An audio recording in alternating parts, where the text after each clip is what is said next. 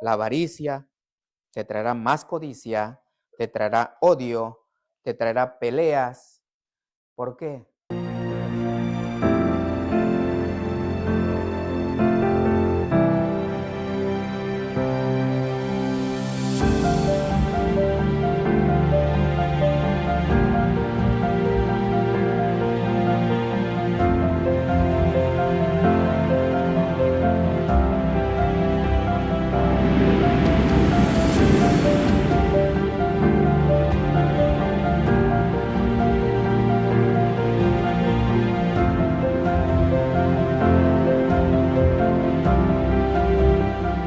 Hay que pedir siempre al Señor antes de poder predicar y compartir la palabra, que Él tenga a bien podernos ayudar a predicarla. Porque no podemos pararnos simplemente delante de su iglesia, delante de su pueblo, a pretender querer dar un discurso en el cual somos nosotros los sabios. Eso no debe de ser así jamás, sino debemos depender del Señor en humildad y en amor y en el temor al Señor, porque el principio de la sabiduría es el temor a Jehová, dice la palabra. Y sea dada la gloria siempre a Cristo Jesús, Señor nuestro. Acabamos de leer, hermanos, el Evangelio de Lucas, capítulo 19, acerca de un hombre llamado Zaqueo, que Jesús le dijo, desciende de ese árbol. Pero dice la palabra que era un publicano, y no solamente un publicano. Ese hombre vivía en la ciudad de Jericó, donde Jesús iba pasando por aquel momento, en aquel día. Entró a la ciudad de Jericó, dice la palabra, y Zaqueo quería ver quién era Jesús. Tenía la duda en su corazón, tenía la duda en su mente, la duda en su persona. Yo quiero saber quién es Jesús, quiero ver a Jesús, al que sigue mucha gente, al que la gente lo oprime, quiero saber quién es Jesús. Eso dijo Zaqueo aquel día. Mas, sin embargo, la palabra nos menciona que Zaqueo era un publicano. Para entender que mejor la predicación, vamos a ver que era un publicano. Un publicano era un recaudador de impuestos, los cuales sabemos que eran puestos por el Imperio Romano, ya que el Imperio Romano gobernaba sobre muchos pueblos y naciones en aquel entonces. No era la excepción con el pueblo, con los judíos, con Jerusalén. Era una ciudad que estaba bajo el yugo de los romanos y por consecuente los judíos tenían que pagar tributo al pueblo romano.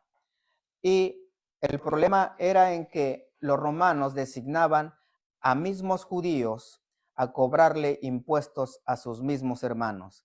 Por eso es que a los cobradores de impuestos, a los publicanos, como se les llamaba, los tenían por enemigos. Eran unas personas no bien vistas por ninguno de sus hermanos, los tenían como traidores, porque trabajaban para el Imperio Romano, que los tenía bajo yugo y esclavitud, digámoslo de esa manera.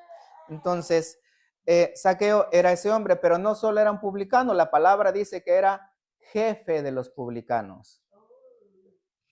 Él mismo, Zaqueo, tenía a su mando a todos los publicanos de aquella ciudad, de Jericó.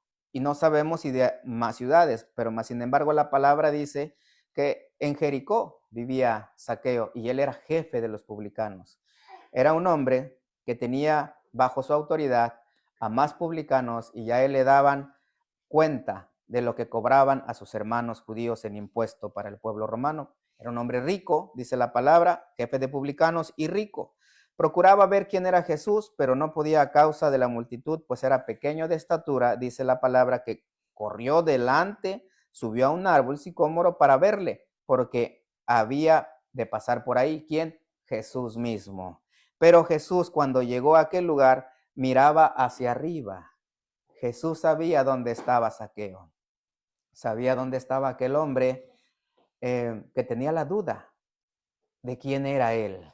Miró hacia arriba y Jesús le habló y le dijo, Zaqueo, date prisa, desciende, porque hoy es necesario que pose yo en tu casa. Jesús diciéndole a Zaqueo que quería entrar a su casa. El llamado que le hizo Jesús, desciende, porque hoy es necesario que yo pose en tu casa. Entonces él descendió a prisa. No se tardó, no preguntó, no cuestionó por qué, simplemente descendió a toda prisa de aquel árbol y lo recibió con gozo, dice la palabra. le abrió la puerta de su casa con alegría, con gozo. No abrió la puerta de su casa a regañadientes, no la abrió obligado, la abrió con gozo, dice la palabra. Al ver esto, todos murmuraban. ¿Quiénes? Todos los que estaban alrededor del Señor, que siempre lo miraban para encontrarle algo de que le pudieran acusar. Sabemos que eran los fariseos en su mayoría, y miraban esto y decían, murmurando, que había entrado a posar con un hombre pecador. Aquellos hombres religiosos que decían conocer al Señor, que decían enseñar al pueblo judío a seguir la ley de Dios dada a través de la mano de Moisés para el pueblo de Israel, eran hombres religiosos los cuales murmuraban, los cuales decían, ha entrado a posar con un hombre pecador. Entonces Zaqueo, puesto en pie, dijo al Señor, he aquí, Señor, vean lo que dijo Zaqueo. Puesto de pie, dijo, he aquí, Señor. Zaqueo mismo reconoció a Jesús como su Señor. Tanto es así que él en su casa le dice, he aquí, Señor. ¿Por qué? Zaqueo había tenido la oportunidad de recibir al maestro en su casa. Zaqueo era un hombre, no sabemos, la palabra no dice que él era un hombre malvado, que él era un hombre estafador, pero así se tenía a los recaudadores de impuestos. Ese era el testimonio de aquellos hombres. Tal vez lo era, tal vez no lo era, de mal testimonio, pero lo que sabemos es que Zaqueo reconoció a Jesús como su Señor aquel día en su casa, cuando Zaqueo tuvo la oportunidad de acercarse a Cristo, cuando Cristo le llamó y se le dijo, desciende, Zaqueo, porque hoy es necesario que pose en tu casa. Zaqueo tomó esa oportunidad en su vida. Zaqueo permitió entrar a Jesús en su casa, en su vida, lo reconoció como su Señor y le dijo todavía, la mitad de mis bienes doy a los pobres, y si en algo he defraudado a alguno, se lo devuelvo cuadruplicado. Aquel hombre tenía arrepentimiento en su corazón. Y todavía Jesús le dice, hoy ha venido la salvación a esta casa, por cuanto él también es hijo de Abraham, porque el Hijo del Hombre vino a buscar y a salvar lo que se había perdido. Amén. Miren, a lo que quiero llegar con esto es a esto. Viendo ya el contexto de qué significaba un recaudador de impuestos, viendo en pocas palabras resumidas quién era Zaqueo, cómo actuó delante del Señor, a qué se dedicaba Zaqueo. En la vida de los recaudadores de impuestos, en muchos de ellos, había algo en lo cual era repetitivo, avaricia en la vida de ellos. Codicia, ellos codiciaban tener riquezas, mas sin embargo la avaricia en ellos jamás se terminaba, puesto que hacían como ellos querían a sus hermanos judíos, les cobraban lo que ellos consideraban que era necesario cobrarles, lo que ellos creían que era justo cobrarles, porque la avaricia en el corazón de ellos permanecía de continuo. Eran hombres llenos de avaricia, pensaban solo en ellos mismos, se llenaban de riquezas. Ahora, sabiendo lo que era un recaudador de impuestos, vamos a lo que esto puede aplicarse a la iglesia. La iglesia, los creyentes en Cristo, nosotros no somos llamados a tener ningún tipo de avaricia en nuestro corazón. Nosotros tenemos que tener en nuestro corazón humildad. Dice la palabra, ¿de qué aprovecha al hombre si ganare el mundo y perdiere su alma? Lo dice en Mateo capítulo 16, verso 25, dando a entender que nosotros no tenemos que poner la mirada en las riquezas que este mundo llegue a ofrecer, sino tenemos que poner la mirada en Cristo Jesús. No hagamos tesoros en esta tierra, amados hermanos, que no esté la avaricia en nuestro corazón. Cuando éramos no creyentes al Evangelio, cuando éramos creación de Dios, mas no éramos hijos de Dios por Cristo Jesús, en la vida del hombre se ve mucho la avaricia, se ve la codicia. Mas, sin embargo, ahora en día, todo creyente en Cristo Jesús no tiene que darle cabida a la avaricia a su corazón, en ninguna manera. La palabra nos enseña en muchos versículos, en muchos textos, que eso no agrada al Señor. Hay un proverbio, en el proverbio 15, en el verso 16, dice así: mejor es lo poco con el temor de Jehová que el gran tesoro donde hay turbación. Mejor es la comida de legumbres donde hay amor que de buey engordado donde hay odio. La avaricia y la codicia en la vida del hombre lo van a llevar a que él tenga odio en su corazón. Por lo consecuente, tendrá amargura, habrá peleas en su vida, porque una cosa te va a llevar a la otra. La avaricia te traerá más codicia, te traerá odio, te traerá peleas. ¿Por qué? Hay personas que pelean por los bienes materiales en esta vida entre hermanos, porque en su corazón está lleno de avaricias, de codicias, y se les olvida que son hermanos, olvidan que son hijos de los mismos padres, olvidan que son hijos de Dios y son ya creyentes en el Señor, que no debería de haber eso entre hermanos. Disputas por avaricias y por codicias. Ahora bien, la avaricia en el Señor no tiene que poner, miren, el creyente jamás de los jamases tiene que poner la mirada en riquezas terrenales. Nunca. Ahora no me malentienda, amado hermano. Las riquezas, la palabra del Señor no nos manda tampoco a que seamos pobres. Quiero aclarar eso, porque en la Biblia hay muchos ejemplos de hombres que Dios bendijo, pero fueron hombres que primeramente buscaron a Dios y lo demás Dios se los dio por añadidura. Ellos no buscaron y no pidieron riquezas y cosas materiales y después buscaron a Dios. Eso no debe de ser así. Primero es buscar a Dios, es ponerse en las manos del Señor y el Señor dará a cada uno conforme Él quiera bendecirlos en lo que haga falta para este cuerpo. Salomón, el rey Salomón, un hombre rico, un hombre sabio. El Señor se le manifestó en sueños, dice la palabra, a este rey, hijo del rey David, y le dijo: pídeme lo que quieras, Salomón. Se le apareció otra vez: pídeme lo que quieras, Salomón. Salomón le dijo que era joven, no sabía entrar ni salir. ¿Cómo iba a poder dirigir al pueblo de Israel? Y el Señor le dijo que quería sabiduría. Salomón, le dijo al Señor que quería sabiduría para poder dirigir el pueblo de Israel. Y Dios le dijo: por cuanto me pediste esto y no me pediste riqueza, te voy a dar lo que no me pediste también. Le dio sabiduría para gobernar el pueblo de Dios y le dio riquezas para que tuviera también medios para poder gobernar al pueblo de Israel. Podemos ver claramente que el hombre que es bendecido por Dios en este mundo, primero es porque es la voluntad del Señor bendecirlo. Segundo, aquellos que son llamados a servir al Señor y son bendecidos también en este mundo, hablando con bienes materiales, es porque han buscado al Señor primeramente de corazón. Y porque Dios le ha placido bendecirlos para que puedan seguir ayudando en la obra del Señor y bendiciendo a quien Dios quiera que se bendiga con esos medios. Ahora también, miren, la avaricia es un vicio que daña al hombre. ¿Por qué? Porque impide siquiera usar de esos medios, de esos bienes que Dios le ha permitido tener. La avaricia es tal y es tan mala en la vida del hombre que cuando el hombre tiene necesidad de usar de lo que Dios le ha dado en esta vida, la avaricia no le permite usarlo. No lo toma, no lo usa. Por simple avaricia, por querer acumular, por querer tener. Hay necesidad y no hacen uso de lo que tienen en sus manos, por avaricia.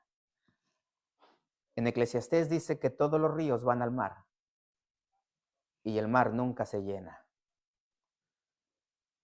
El hombre lleno de avaricia puede tener todas las riquezas de este mundo y jamás van a ser suficientes para él.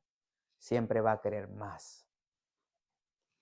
Esto les digo porque nosotros no podemos tener eso en nuestro corazón. No puede existir eso en la vida de un cristiano. Tiene que ser desechada toda avaricia de la vida del creyente. Hay que poner, como lo digo reiteradamente, cuando el Señor me permite predicar, puestos los ojos, y lo dice la palabra, no yo, puestos los ojos en el autor y el consumador de la fe, que es Cristo Jesús. En Él tenemos que poner nuestra confianza y nuestra fe. No tenemos que poner nuestra fe y nuestra confianza en lo que este mundo nos puede ofrecer hablando terrenalmente. ¿Por qué? Porque entonces nuestra fe estaría cimentada en lo que tenemos económicamente. Y nuestra fe debe de estar cimentada en Cristo. Esa es la fe verdadera, la que nos acerca a Dios. Primera de Timoteo capítulo 6, en su verso 10, habla que la raíz de todos los males es el amor al dinero. ¿Y por qué lo dice la carta de Timoteo? Sí, la primera carta de Timoteo capítulo 6, en su verso 10. Lo dice porque el contexto de esto nos está hablando de que hay hombres que tienen en su corazón, están llenos de avaricia. No se contentan con lo que tienen, sino que buscan una ganancia deshonesta. Les voy a leer el versículo que dice, desde el 4, primera de Timoteo capítulo 6, en su verso 4. En el verso 3 voy a leerles. Si alguno enseña otra cosa y no se conforma a las sanas palabras de nuestro Señor Jesucristo y a la doctrina que es conforme a la piedad, a la doctrina que es conforme a la piedad. La doctrina no es conforme a las riquezas, es conforme a la piedad, dice la palabra. Está envanecido, nada sabe y delira acerca de cuestiones y contiendas de palabras de las cuales nacen envidias, pleitos, blasfemias, malas sospechas, disputas necias de hombres corruptos de entendimiento y privados de la verdad, que toman la piedad como fuente de ganancia. Apártate de los tales. Estos hombres, lobos rapaces, toman la piedad como fuente de ganancia.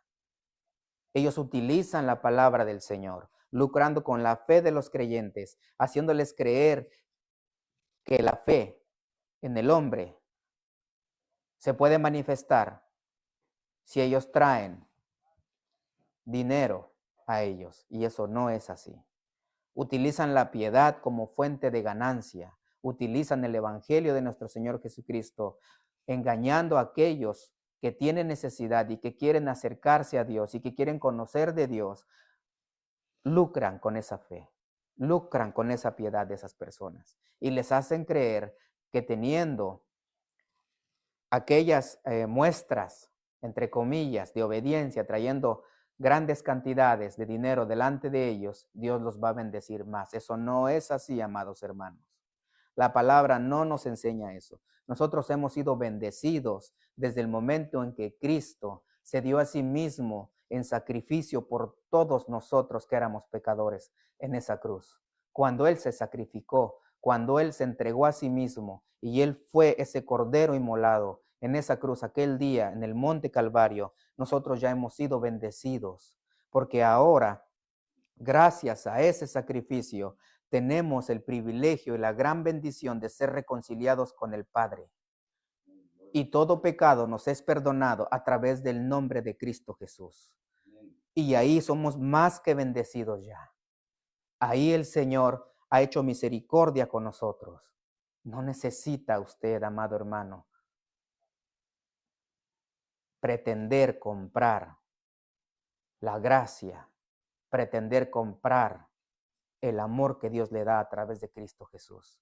Eso no es así. Y si hay hombres en este día, que los hay, que utilizan la piedad como fuente de ganancia, la palabra dice, apártate de los tales, pero gran ganancia es la piedad acompañada de contentamiento. ¿Cómo es eso? Piedad acompañada de contentamiento. La misma palabra se explica, porque nada hemos traído a este mundo y sin duda nada podremos sacar. Así que teniendo sustento y abrigo, estemos contentos con esto. El Señor nos dice, teniendo sustento y abrigo, que estemos contentos con esto, porque los que quieren enriquecerse caen en tentación y lazo y en muchas codicias necias y dañosas que hunden a los hombres en destrucción y perdición. ¿Por qué? Porque raíz de todos los males es el amor al dinero, el cual codiciando algunos se extraviaron de la fe y fueron traspasados de muchos dolores. La palabra es más que clara, amados hermanos. Nosotros, hablo de los creyentes, cristianos, que somos parte del cuerpo de Cristo. En nuestro corazón no debe de haber avaricia, no tiene que haber codicias, porque eso no agrada al Señor en ninguna manera, sino que estemos conformes. Ahora, ¿cómo saber si un hombre es avaricioso, es codicioso y dice servir al Señor? La palabra dice que si ves a tu hermano tener necesidad en este cuerpo y tú le dices, anda, ve, Dios te bendiga, pero no le ayudas y tú tienes cómo ayudarle, te es pecado. Es pecado porque la avaricia está presente y teniendo cómo ayudar, no ayudan. Como lo dije hace un rato, lo dice Eclesiastés capítulo 1, todos los ríos van al mar y el mar nunca se llena. Jamás. El hombre avaricioso tendrá siempre en su corazón y en su mente querer acumular y acumular y acumular y jamás se saciará. Pero en el Señor no debe de ser así, amado hermano. En el Señor hay que tener contentamiento. Hay que estar agradecidos con lo que tenemos. Teniendo cobijo y sustento, demos gracias al Señor, amado hermano. Porque eso así es. Les platicaba de Zaqueo al principio, les predicaba de Zaqueo, la palabra lo dice, acerca de cómo era un hombre publicano, recaudador de impuestos, jefe de los recaudadores de impuestos. Vino y devolvió cuadruplicado a aquellos que había ofendido, que había defraudado, dice la palabra. Ese hombre se arrepintió, tuvo por nada las riquezas. Cuando Cristo le dijo, desciende porque es necesario que hoy more en tu casa. Le presentaron el Evangelio, Cristo mismo lo reconoció, lo aceptó, le llamó Señor, Zaqueo mismo. Tuvo las ganancias, las riquezas de este mundo por nada. Dijo, Señor, si alguno defraudado se lo cuadruplico, doy la mitad de mis bienes a los pobres. Porque entendió que la verdadera bendición está en Cristo Jesús, Señor nuestro. No está en lo que este mundo nos ofrece, amado hermano. Así que seamos entendidos de la palabra. Pongamos nuestra fe en el amor, la misericordia que viene de parte del Señor. Por sus frutos los conoceréis, dice la palabra. ¿Cuáles frutos? Los del Espíritu Santo. Y el Espíritu Santo no mora en corazones llenos de avaricia. El Espíritu Santo mora en corazones que son libres en el nombre de Cristo Jesús. En donde no hay raíz de amargura y donde no hay aquel amor por el dinero. Ahora, con esto no digo que no sea prudente para su hogar. Hay que ser prudente en el hogar. Hay que proveer para el hogar. Porque la palabra también dice que el que no trabaje, que no coma. Y la palabra también dice que el hombre incrédulo no provee para su casa. El Señor es el que nos provee. El Señor es el que nos da la fuerza para trabajar. Hay que darle la gloria siempre a Cristo. Hay que ser sensatos en todo. Hay que ser prudentes. Y hay que amar sobre todas las cosas al Señor. En conclusión, el creyente jamás debe de poner su fe en las riquezas que este mundo ofrece. El creyente en su corazón no debe de tener avaricia, sino antes debe de buscar las riquezas espirituales en Cristo Jesús. Y eso es ser obediente a la palabra del Señor. Esas riquezas vienen cuando uno es obediente y pone por obra la palabra de nuestro Señor Jesucristo. La paz de Cristo, amados hermanos. Hasta aquí el consejo. Cristo viene pronto. Él está pronto a venir. Seamos una iglesia entendida. Seamos una iglesia que es obediente al Señor. Les amo en el Señor, amada iglesia. Espero poder que estemos juntos, reunidos ya en estos próximos días, ya que el clima se mejore, que podamos estar con más tranquilidad por las calles, manejando los autos. Esperamos reunirnos en aquel lugar donde Dios nos ha abierto puertas. No olvidemos orar los unos por los otros. No olvidemos nunca que somos un solo cuerpo. No somos muchas iglesias, muchas congregaciones. Somos un solo cuerpo en Cristo Jesús. La cabeza es Cristo Jesús. La gloria siempre es para Cristo Jesús. Y andemos como nuestro Señor anduvo. en santidad.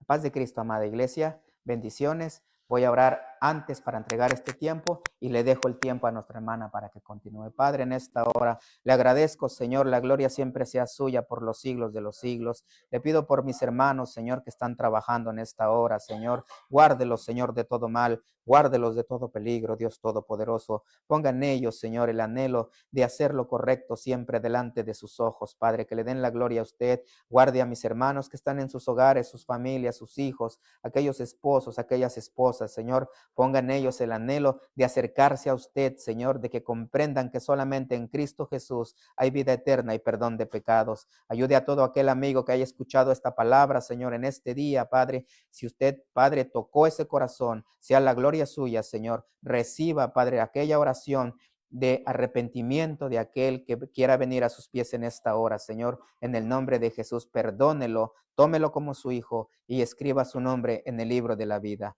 Gracias, Padre, gracias, Hijo, y gracias, Espíritu Santo. Toda gloria y honra sean dadas al Rey de Reyes y Señor de Señores, que viene pronto, al Príncipe de Paz, a buscar a su amada iglesia. Amén. Dios me le bendiga, amada iglesia, amado pueblo, amigo que nos vio. Cristo viene pronto. Acerquémonos a